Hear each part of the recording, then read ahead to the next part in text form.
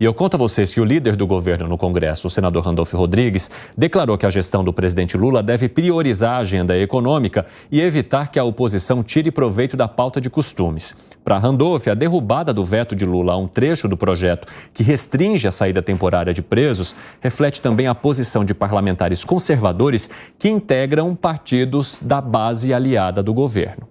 Ô Zé Maria, você acha que alguma explicação consegue dar conta do tamanho da derrota que o governo teve na pauta do Congresso na semana anterior? Porque está todo mundo agora tentando trazer explicação. Nenhuma que tenha convencido alguém até agora. É comprar briga ruim, tá? O governo está comprando briga errada demais. Ninguém pode comprar briga, muito menos o governo que sabe que vai perder, né? Isso aí ficou muito claro. O governo perde nessas pautas e já tem as contas prontas. Houve, nessa última reunião, aquela coragem de dizer diretamente ao presidente, dizendo, olha, nós vamos perder sempre nessa área aí de costumes. Ganharemos na área econômica porque os deputados do Centrão, eles são muito ligados ali no rigor fiscal, são muito ligados ali na saúde econômica do país. E o governo perdeu e vai continuar perdendo. Levar o presidente Lula para colocar a mão na massa é muito perigoso. O presidente da República tem que ter um anteparo, alguém precisa dizer não e ele dizer sim, né?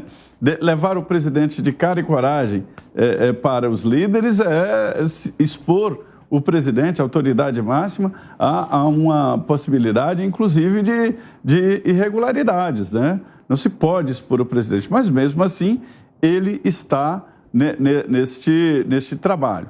A novidade que eu vi lá é o seguinte, eu conversei com deputados que dizem, Lula resiste, mas é inevitável. Ele terá que mudar a articulação política do governo e talvez o mando no Palácio do Planalto. Não tem outro caminho.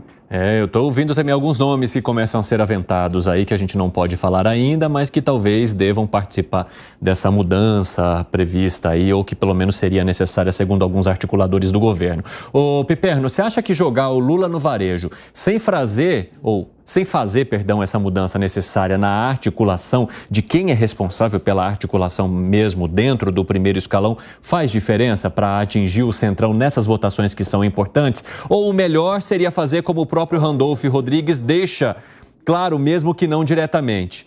O governo tem de priorizar a pauta econômica porque em qualquer outro tema ele vai sair perdendo. Mas vou falar um negócio para você, ele fez uma reflexão tão brilhante que me deixou perplexo. É mais ou menos como se ele fosse um médico e dissesse o seguinte, Alan Gani, você está com uma gripe muito forte, Alan Gani. Então eu vou recomendar uma coisa revolucionária para você. Não saia sem camisa na rua. Se você fizer isso com essa gripe muito forte, é possível que você piore. Agora, Alan Gani, eu vou te dar uma segunda sugestão. Se você sair bem agasalhado, o impacto vai ser menor. Vamos trocar de lugar? Vamos trocar de lugar? Olha, Piperno, você já podia ser um ótimo médico, assim, atender a rede pública aqui de São Paulo perfeitamente. É o diagnóstico randolfiano. Então, veja, é óbvio que, ele falou óbvio, e é óbvio que não precisa ser alguém tão aí, digamos, estrelado como ele para chegar a essa conclusão maravilhosa. Eu continuo achando, senador, o senhor tem que fazer o seguinte, senador. Então, já que o senhor tem acesso livre lá ao Planalto e o presidente vai agora receber cada vez mais parlamentares e tal, coloque nessas delegações de parlamentares mais gente do Centrão, senador. É lá onde o jogo é jogado. Não adianta o senhor pegar e levar a gente só do PT, algum outro lá, enfim, do PSOL, do PSB, de vez em quando alguém do PDT para conversar. Não é isso. O governo vai ter alguma chance de reverter o jogo em algumas votações, levando gente do PP, do Republicanos, MDB, PSD. É assim. E aí, Gani?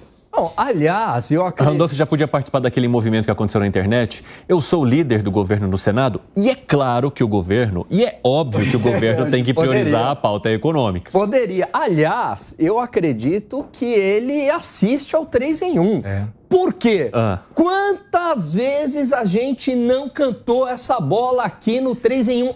Pode pegar aí os VTs. Há meses a gente falava aqui, esqueçam, pauta de costume, mesmo fazendo preço, mesmo liberando emendas, o governo vai perder.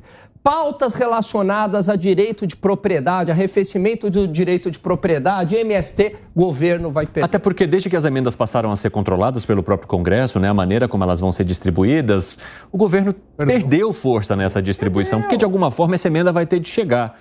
Né? Não necessariamente na ordem que esses parlamentares gostariam, mas ela vai ter de chegar porque tem um prazo para acontecer, tem um valor e agora tem até calendário para isso. Exatamente. E além disso, muitas dessas emendas não fazem efeito nessas questões relacionadas a costumes. Então, aborto, droga, direitos de propriedade, arrefecimento de penas para bandidos. Isso, parte do Congresso, mesmo pagando, não vai abrir mão. Então é batalha perdida. A gente cansou de falar isso aqui no 3 em 1. Aonde é que o governo tem chance? Nas pautas econômicas, principalmente naquelas arrecadatórias, porque daí há uma convergência de interesses, né, mesmo dos parlamentares mais conservadores, que também gostam ali de uma emenda, de um gasto maior, né? Aí há uma convergência pragmática, onde as ideologias elas ficam de fora. Aí sim, mas mesmo assim o governo consegue passar pagando, né? Então ele tem chance nas pautas econômicas pagando, né? Nas emendas, liberando emendas, mas apenas nas pautas econômicas. O resto aí, todas as pautas relacionadas a costumes, liberdade de expressão, segurança, o governo perdeu, não ganhou uma. Então, Randolph só prova que assiste ao 3 em 1. Fala, Segré. 2 anos e 5 meses faltam para as eleições presidenciais, 2026. O governo já se tocou que não adianta colocar pauta de costume que ele vai perder. A única fortaleza teórica, com uma articulação mediocre, é colocar pautas econômicas. Mas o Congresso pode voltar a colocar o limite. E se colocar o limite nessas pautas econômicas, o governo vai governar como? Porque é um risco muito alto. Que o governo mande uma proposta e que essa proposta seja alterada no Congresso em função de uma interpretação diferenciada. E aí o Congresso vai colocar uma pressão no presidente da República, que vai ter duas opções: ou aceitar a derrota, ou vetar para ser derrotado de novo, com o risco de ser derrotado de novo, ou bater na porta de novo no STF. Isso vai alterar muito a proporcionalidade da independência dos 3 poderes, como já aconteceu na questão da desoneração. Escutamos o presidente Pacheco dizendo, não, na desoneração, que foi determinada inconstitucional por uma determinação monocrática do ministro Zanin e que depois foi retomada. Mas ainda está no plenário essa pauta do STF. Não foi pacificado. E se mudado for pelo STF a colocação desse levantamento da liminar do ministro Zanin, como é que vai ficar? E tem pauta ainda que o governo está tentando colocar para aumentar a arrecadação. Diminuição de gasto público, nada. É como se fosse um palavrão. Desse ninguém fala. Mas essa colocação de pautas econômicas apenas pode ser um risco para o governo, porque o Congresso pode colocar mais um limite na pauta que vai ser aprovada ou planteada no plenário. E aí o presidente da República, naquela reunião que fez lá com os ministros e também os líderes, fez uma cobrança. Olha, vocês precisam conversar mais com os integrantes do Centrão, que ocupam o primeiro escalão do governo hoje, para entender quantos votos eles vão dar. A gente está oferecendo algo para eles. Precisamos entender, no mínimo, que número teremos em propostas ou vetos importantes para o governo federal. E aí, Zé Maria Trindade, essa ação do governo me fez lembrar de um Padilha, mas de um outro Padilha, no caso do Eliseu, que foi ministro do Michel Temer, que ficou muito conhecido à época como o ministro da planilha. Porque ele era um cara responsável pela articulação, que a conduzia muito bem e que a anotava, tinha ali a sua planilha e sabia exatamente quantos votos o governo teria em cada proposta que era importante. Então, neste caso, sim, o governo não era pego de surpresa, porque estava lá. Temos estes e esses votos eram cobrados, ele fazia o cruzamento das informações, entre aspas, depois, para entender aonde precisava melhorar a articulação. Houve uma crítica ao governo Lula neste momento de que os seus ministros responsáveis por isso sequer participaram ali do momento, sequer sabiam qual seria esse número. Vem a cobrança também em cima dos líderes. O presidente da República precisa calibrar melhor para ter mais previsibilidade, mesmo que seja uma previsibilidade da derrota? Todo mundo sabia que o governo ia perder as emendas e mesmo assim ficou os vetos, mesmo assim ficou adiando. Eliseu Padilha era chamado por nós aqui internamente de o homem que calculava. Lembra do Albatan, aquele que escrevia aquele livro com aquelas contas esquisitas que fazia sumir e aparecer dinheiro, né? Então, é isso. O Eliseu Padilha, o grande intérprete ali do impeachment da ex-presidente Dilma, ele que cravou lá. Ele errava por pouco, ou nem errava, não errava o resultado, errava por 1 ou 2. Tinha uma capacidade muito grande de conhecer o Congresso. O Congresso Nacional, cada um quer uma coisa, né? Dizia Tancredo de que ai de quem der a coisa errada para o congressista errado. Alguns querem dinheiro, tem gente que quer apenas uma foto com o presidente, quer chegar lá no palácio, tirar uma foto e pronto, virou base governista. Mas cada um tem um interesse, cada um leva para o seu gabinete, na eleição, interesses, demandas, né?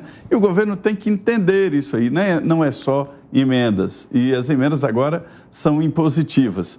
Falta ao governo exatamente esse cálculo para não comprar briga ruim. Ninguém deve comprar briga ruim, muito menos o governo. Então falta mesmo o homem que calculava no governo para ter a coragem, né?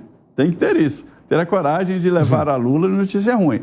Dizem que não é uma coisa boa levar notícia ruim para chefe, não. E eu quero até trazer uma informação já, e daqui a pouco a gente vai atualizar com o Bruno. Houve pedido de vista sobre a PEC das drogas lá na Comissão de Constituição e Justiça. Já atualizo com o nosso repórter. Interessante, viu, Zé? E eu quero aproveitar a tua fala e passar para o Fábio Piperno. Piperno, existe algum nome hoje dentro das lideranças que possa ser esse homem que calcula, mesmo que para levar uma notícia ruim para o presidente da República, ou falta gente com gabarito para isso? No caso do PT, eu não saberia apontar ninguém, não. Assim, que me venha rapidamente. Bom, isso na Câmara. Eu acho que o quadro do PT mais preparado para fazer esse trabalho de articulação é o senador Jacques Wagner.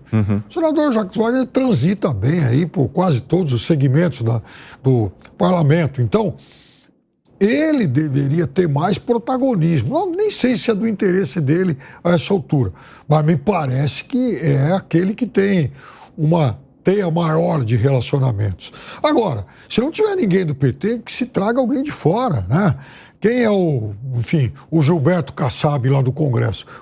Enfim, o governo precisa de, assim, achar alguém com esse perfil. Vou dar um exemplo muito rápido de um problema que está acontecendo e envolve especificamente o PT. Em Curitiba, um dos candidatos favoritos é o Luiz Dulce, do PSB, ex-prefeito que tenta voltar.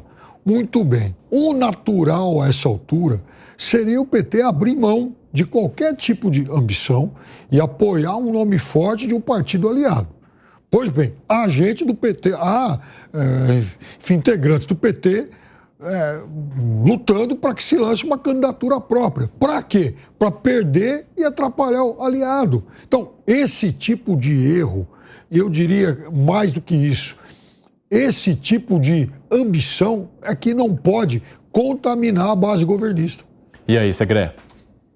Deveriam os integrantes do governo assistir The House of Cards. Que tinha uma louça. Sim. Que ia colocando cada um dos congressistas para ver quem votaria em cada. E quando eles consideravam que poderiam perder, tiravam da pauta. Não expunham a pessoa aí para perder o governo. Quando você vê quantas derrotas o governo foi sofrendo, a percepção que fica até nos eleitores do PT, gente, está perdendo tudo que o governo está mandando. E não é assim. Tem algumas coisas que foram conseguidas. E as que foram conseguidas erradas. O arcabouço fiscal é uma delas para mim. Porque foi colocado com uma pauta, colocaram uma cenoura dizendo, não, vamos conseguir em 2024 equilíbrio fiscal, 0,5% no 2025 e 1% em 2026. Evaporou isso, já não foi. E foi aprovado precisamente com essa promessa. E não foi cumprida. Então, quando você vê que as pautas de costume, não mais. As pautas econômicas são uma narrativa relativa.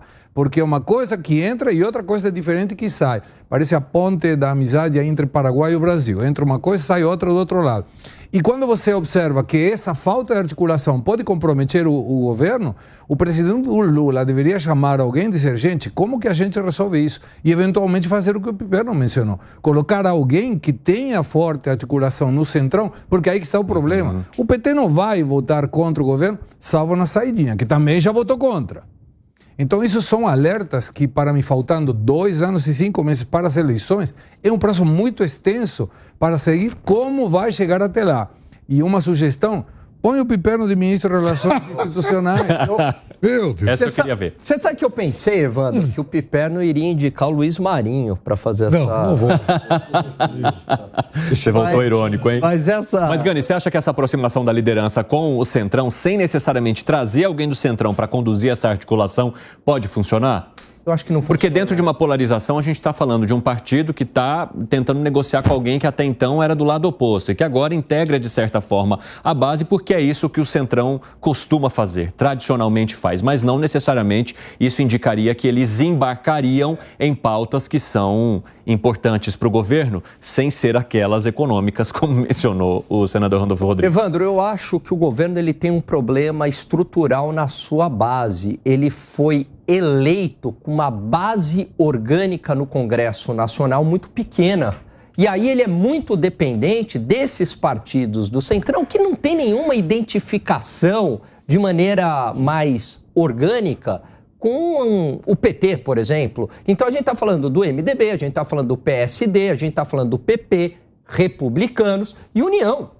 Quer dizer, qual que é a identificação de uma maneira muito orgânica mesmo com o PT, com a base do governo? Não tem. Então eu acho que tem um problema estrutural aí. E aí, foi eleito com aquela PEC de transição, prometendo uma frente ampla para todo mundo, só que não dá para você prometer para todo mundo. Os recursos são escassos. O próprio poder também é escasso. Tem poder para todo mundo, não tem poder para ninguém.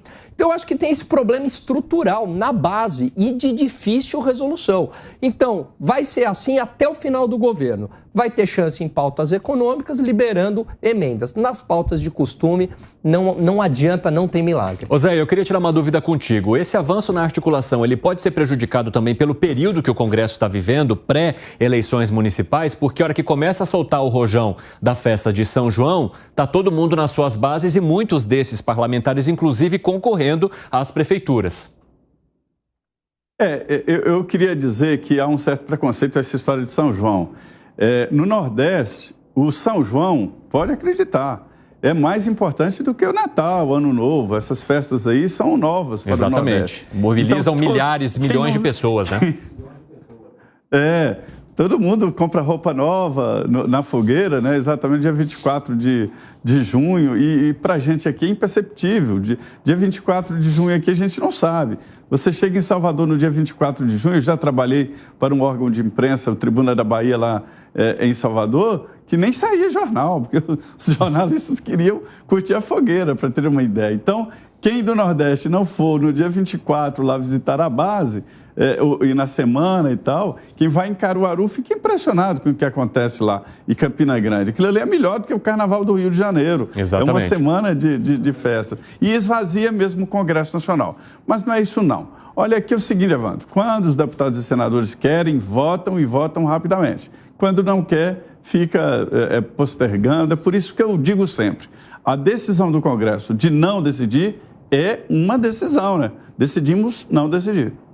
E você fez um apontamento legal sobre essa questão das festas, Zé, e eu quero deixar claro aqui que a questão do soltar o foguete São João ou acender a fogueira, eu estou usando como período, tá, pessoal? E não quanto à necessidade ou não desses parlamentares visitarem as suas bases. É que justamente nesse momento da festa de São João e a partir daí, esses congressistas deixam Brasília, muitos deles já vão para essas festas que são importantes também para as suas bases, para a cultura do Nordeste e de outras partes do país e que depois já emendam, claro, e naturalmente, as conversas, porque muitos vão também ou apoiar candidatos ou muitos se tornam candidatos para concorrerem às prefeituras municipais. E aí, Gani, de que maneira que, embora isso não traga consequências diretamente, como mencionou o Zé, porque quando o Congresso quer, ele vai lá e faz, mas muitas vezes pode ser usado como uma desculpa para falar, olha, depois a gente vê? Mas fatalmente, com certeza. Vão usar isso e aí tranca mais a pauta,